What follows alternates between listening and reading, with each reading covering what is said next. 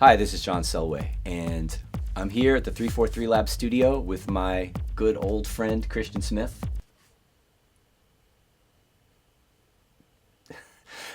Seriously though, Christian's out there traveling, jet setting, raving it up, and that's what we did on this new release we have coming out, the Count Zero EP Part 3, this track Stamina, which I'm gonna show you guys a little bit about how we put it together, some of the sounds we use, some of the techniques that are part of our workflow, and things that I do in Ableton Live. So I don't know, sit back and enjoy. So here we are in front of the computer, and I know normally you get a studio walkthrough in these things. Not much to look at here, but and I'm actually without my own studio at the moment. I'm a studio nomad, and the guys from 343 Labs were kind enough to let me come in here today. And it's a nice room. I don't know what you can see, but there's some great monitors. There's the room treatment to have it acoustically together.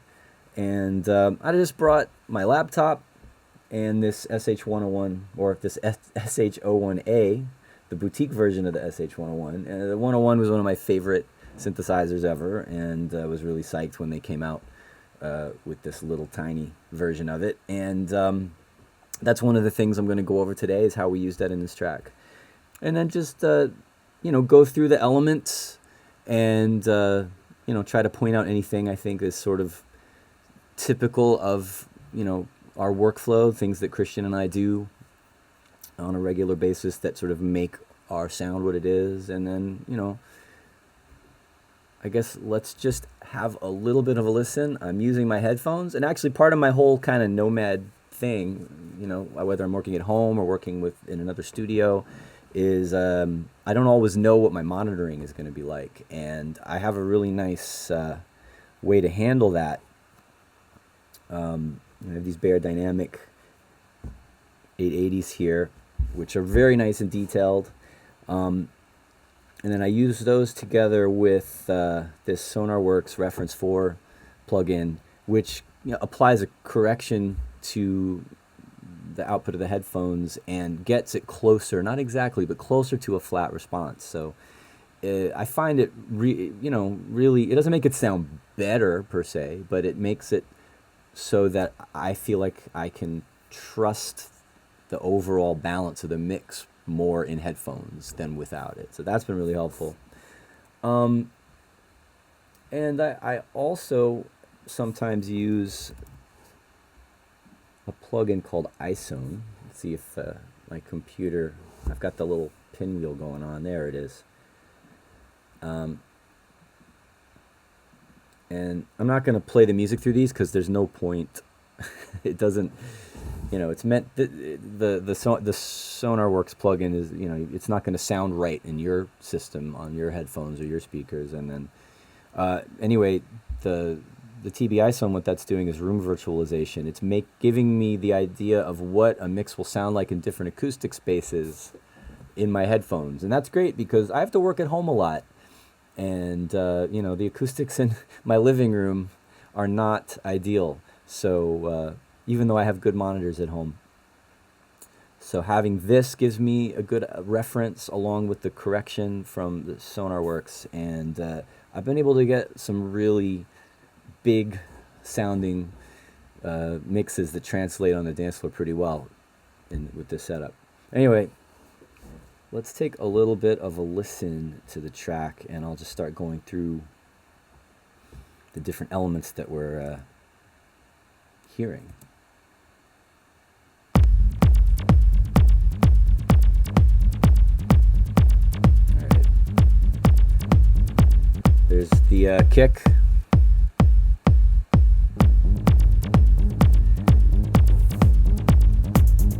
One of the things that, right away, I have to come up with something like this. One of the things that Christian and I, when we first, early on in our partnership, we used to argue about kick drums all the time. He would want to use the same kick, like we'd find a good kick drum sample or use like the 909 or something and just use the same one every time. And I would always want to find some new cool sample that's different. And we would like bicker about it. So nowadays we've found a balance, we've achieved a balance, and we have certain sounds that we like. This is one of them. I would say that this kick drum is a running theme across the Count Zero series of releases. Like at least one track on each of those EPs has this kick drum in it. All right.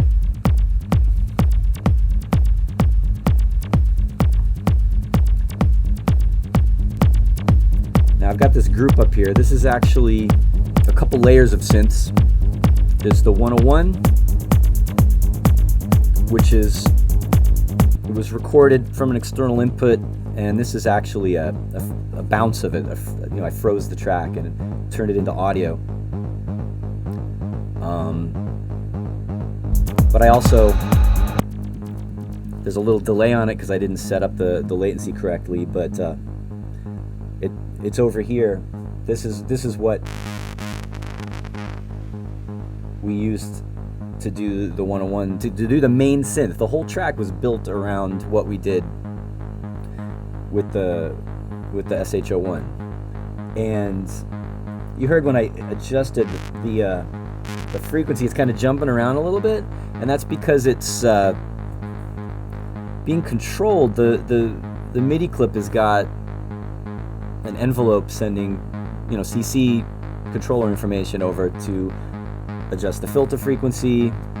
There's a couple of parts where you do pitch bends. Let's see what else we got in here. That's bringing up right there, bringing up one of the waveforms to create like a more intense sound at that part of the track. It brings up a sawtooth wave to mix with the pulse wave right there.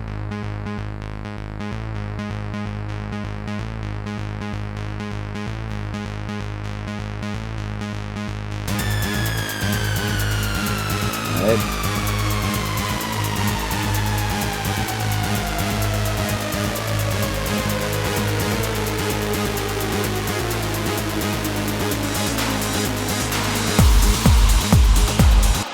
It's already sounding pretty crazy by that point. Layered along with the 101, we made the track actually. And before we added this layer, Christian played it out at some of his gigs, and he felt like there was a little something missing. There was like a frequency range or something in the body of the synth that was missing a little bit. So we loaded up this Arturia Minimoog, and we use this all the time. We always come back to this, that typical Moog fat bass. I mean, it's all over our tracks. Whether it's this particular Arturia, there's some other plugins out there. There's also the Reactor. The name of it's escaping me at the moment. There's the Monarch, that's right. And so I've got this layered in with the 101, and it kind of filled out the sound and added the energy that we felt was missing.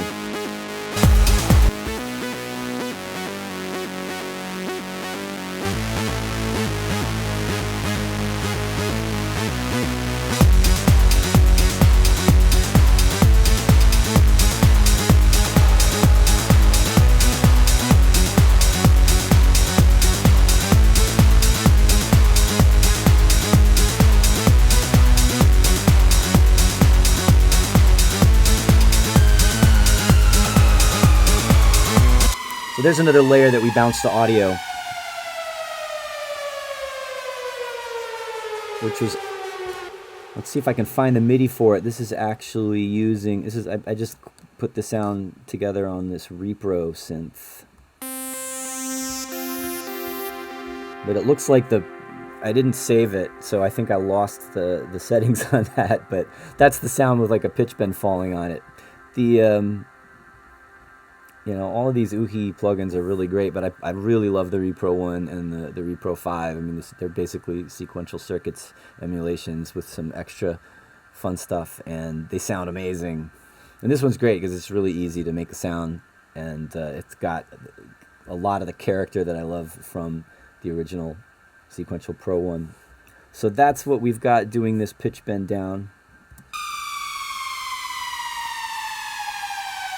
Tons of reverb.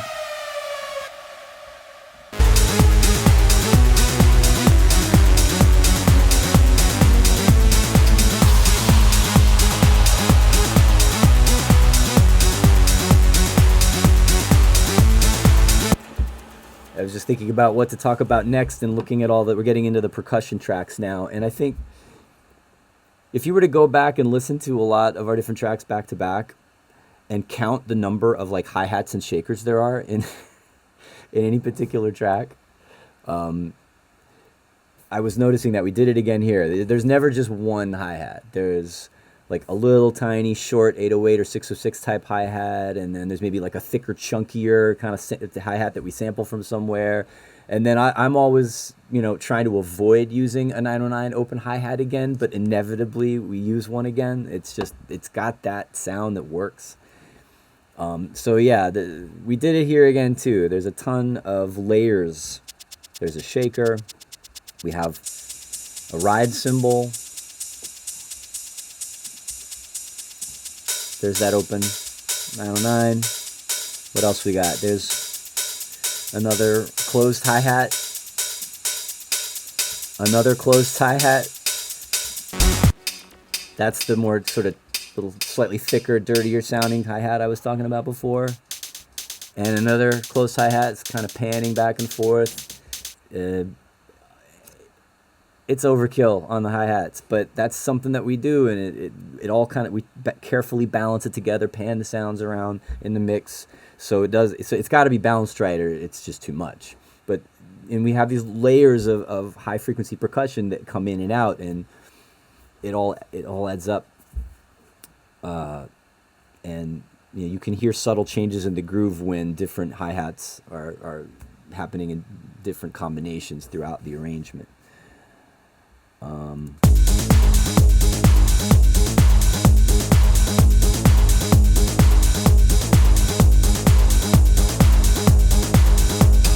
actually there's one more. We don't use loops so much. We used to use loops a lot. Every now and then I might feel, or Christian might feel, that there's a little, maybe like a texture or like something in the rhythm we want to fill it in a little bit. And this is just, typical loop out of a library that we found, that it's yet another kind of 909 hi-hat sort of feel with a clap in it, but it's got a nice quality to it. And it's kind of mixed in the back. It's not up front. It's not the main thing. But it's again, it's sort of filling in the groove in a particular way, and also it has an atmospheric kind of element to it because of the effects in the loop.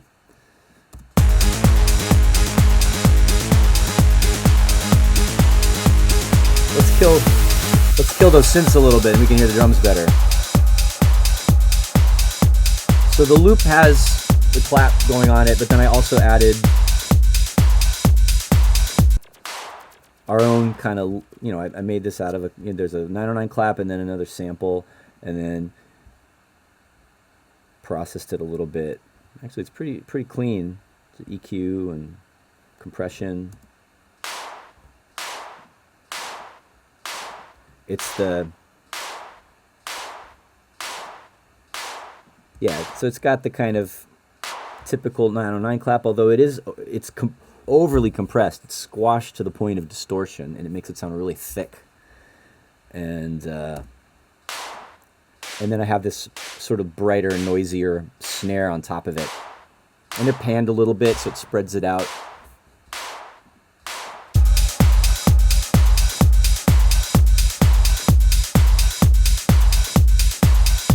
Right, and then we have this element. This was actually added after the whole track we thought was done. I wanted another little bit of mid-range. Like, there's so many hi-hats and shakers and everything, right? So I wanted something a little lower frequency, not quite as bright. And I really like these kind of zappy electro, kind of Kraftwerk-ish percussion sounds. I mean, electro's kind of a thing for me. Some of you may know that.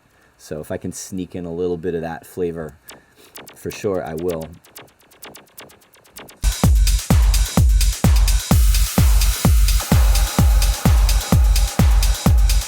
All right, so that's most of the percussion, and then we have our sort of one-shot crashes and effects that come in every now and then. And there's this sound library that I keep going back to. I'm using it too much. I like these drum sounds a lot, actually. My laptop doesn't have all of my sounds on it. It's got a few things. Some of them are old, and I just never bothered deleting them. But this Wave Alchemy synth drums, this is a great pack And I've used a bunch of these sounds on a lot of our tracks recently for, when we want some kind of crash or splash or weird effect. There's some really nice sound design going on in these samples, and they're fitting in really well with the kind of sound that we're doing. So that's most of the elements. We've got the 101 layered with the Moog plugin, the Minimoog. We've got the descending pitch effects from the Repro 1. And oh yeah, this one. So we actually, I almost forgot about this. This started out as just a chord stab, kind of like a, Inner City Good Life or, Dave Clark Red chord stab, that kind of sound. Let's see if I can find the right track here. Right. So that's basically a chord stab running through a whole ton of reverb.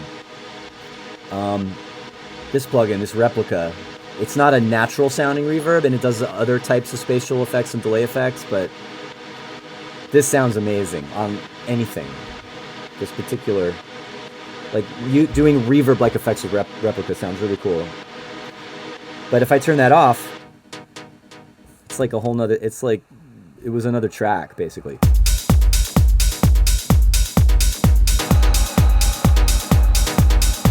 But for whatever reason, it wasn't going the right direction, and I had, the thought to just put a bunch of reverb on it and make it into this atmospheric layer to use in the intro and in the breaks.